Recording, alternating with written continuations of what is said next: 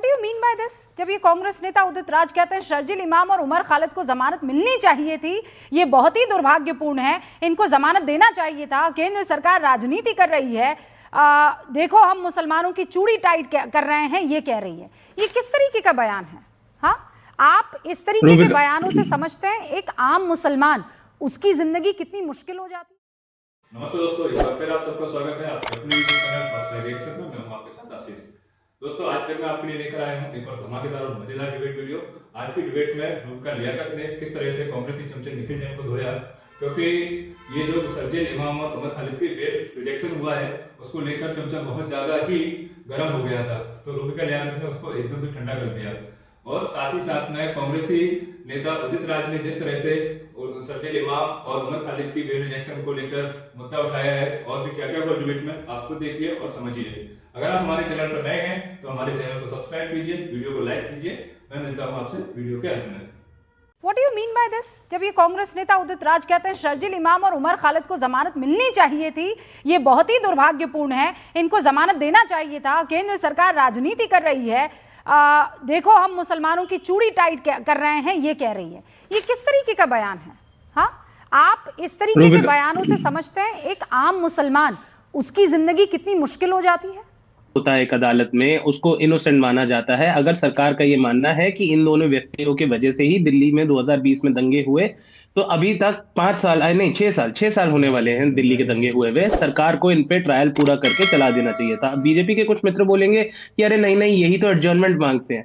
वो adjournment bell applications में है, ट्रायल में एडजर्नमेंट्स नहीं है। और अगर वो ट्रायल में एडजर्नमेंट्स मांग भी रहे हैं, nothing stops the government from proceeding with the trial, impressing upon the court to proceed with the trial.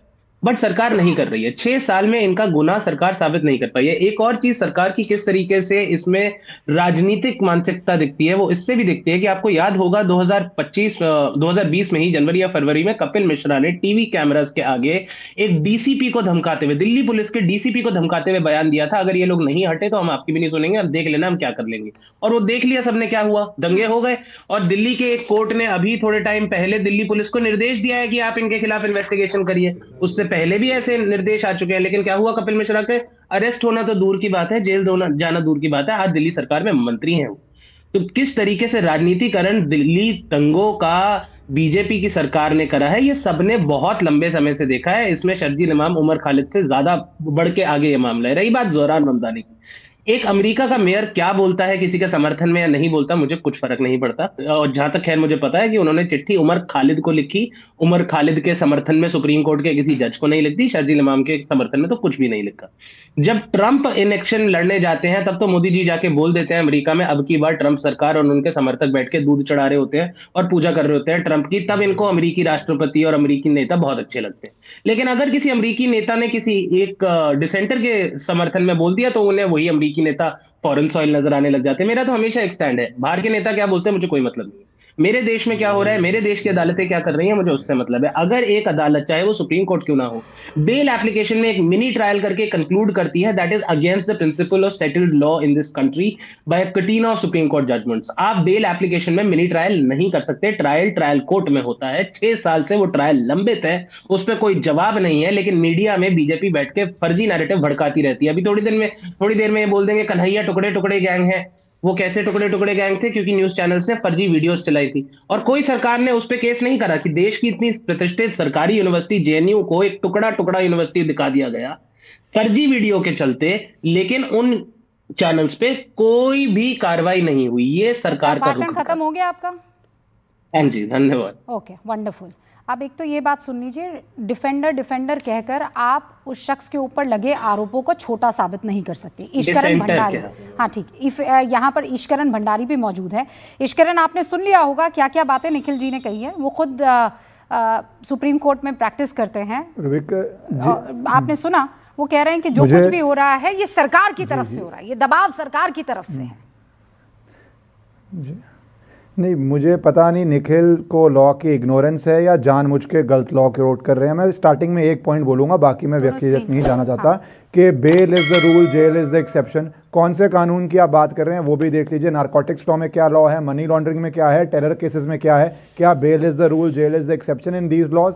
तो पहले हम किस लॉ की बात कर रहे हैं थोड़ा हमें वो क्लियर होना चाहिए दिमाग में, सिर्फ रटी रटाई बातें नहीं बोलनी चाहिए। पर मैं आना चाहता हूं क्योंकि सुप्रीम कोर्ट की जजमेंट बहुत इंपॉर्टेंट है और ऐतिहासिक है एक तरह से, क्योंकि इस केस में पहली बार ऐसा हो रहा था कि एक पर्टिकुलर केस के अंदर इंटरनेशनल लोग भी कमेंट कर रहे थे, चाहे वो न्यूयॉर्क का मेयर हो, चाहे वो कांग्रेसमैन हो, और भारत के अंदर भी एक बहुत बड़ी इकोसिस्टम, बहुत बड़ी लॉबी अब से नहीं कई सालों से लगी हुई है इस केस को, और स्पेसिफिकली उमर खालिद और शर्जील इमाम को लेके बातें करने में। और फॉरेन इंटरफेरेंस इसलिए डिस्कस करना जरूरी है क्योंकि भारत के अंदर नेताओं ने और भारत के अंदर इकोसिस्टम ने उस बात को अडॉप्ट किया, इग्नोर नहीं किया, उन्होंने इसकी चर्चा की। मुझे तो याद आता है जिस तरह भारत के अंदर राजनीति करने के लिए अहमद शाह अब्दाली को आप इन्वाइट करते थे, उसी तरह भारत की राजनीति के लिए दूसरे देशों के नेताओं को इन्वाइट कर रहे हैं, वो भी एक स्पेसिफिक केस के अंदर जिसके अंदर अपने फैक्ट्स हैं, अपना एविडेंस है, अपना लॉ एप्लीकेबल है। तो ये बहुत डेंजरस बात है और किसी भी नेता को नहीं करनी चाहिए, अनफॉर्चुनेटली हो रही थी। अब कोर्ट पे आ जाते हैं क्योंकि ये बहुत इंपॉर्टेंट जजमेंट है। पहली बात, एक बात तो बहुत साफ की है कोर्ट ने कि अलग अलग रोल है, अलग अलग फुटिंग पे है, अलग अलग अक्यूज्ड, कुछ को बेल मिली है, कुछ को नहीं मिली। इसका मतलब है किसी का कुछ रोल अलग था, किसी का कुछ रोल अलग था।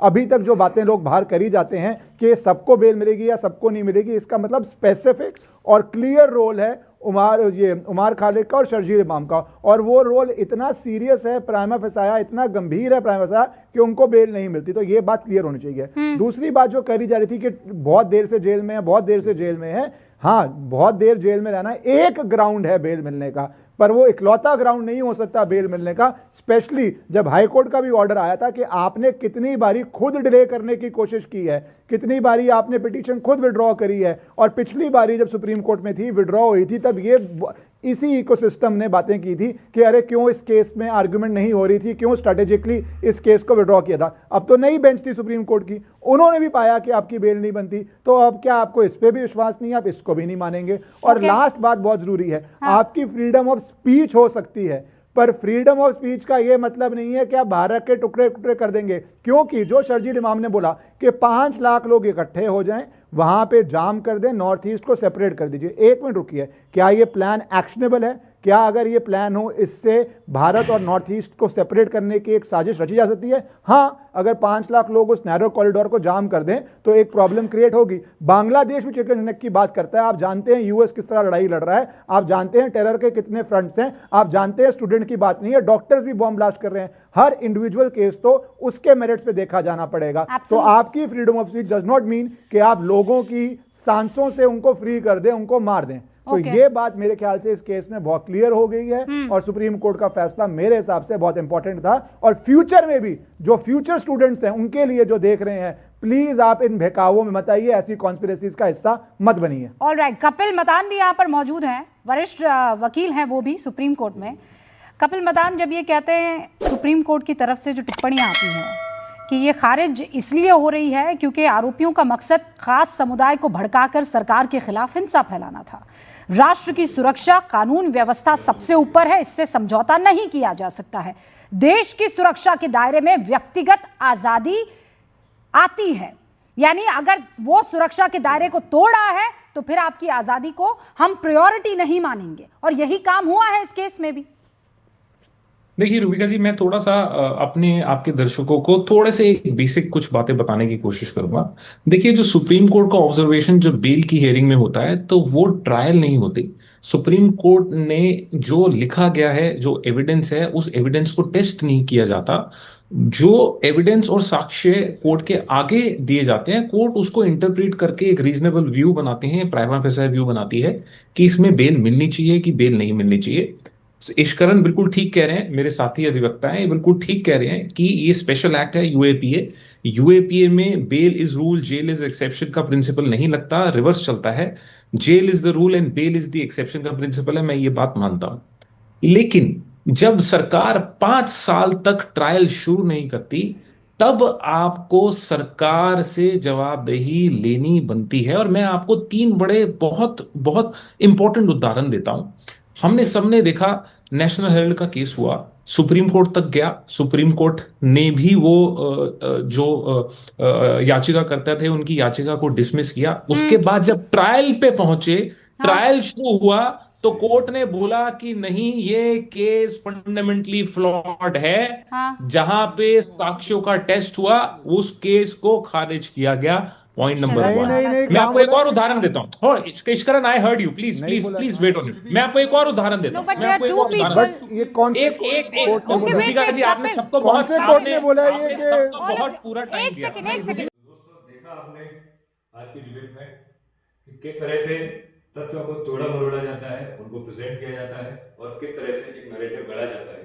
आज की डिबेट में भी कुछ आपने ऐसा ही देखा होगा कि सरजेल इमाम और उमर खालिद किस तरह के अपराधी है और उन्हें क्यों बेल नहीं मिली, और दूसरी तरफ एक पूरा धड़ा ये चाहता है कि ऐसे दुर्दांत अपराधियों को बेल मिले और ये बाहर घूम सके। तो दोस्तों आपकी क्या राय है ऐसे मुद्दों पर, आप अपने कमेंट में जरूर बताएं और कमेंट में ये भी बताइए कि आपको कौन सा पार्ट अच्छा लगा।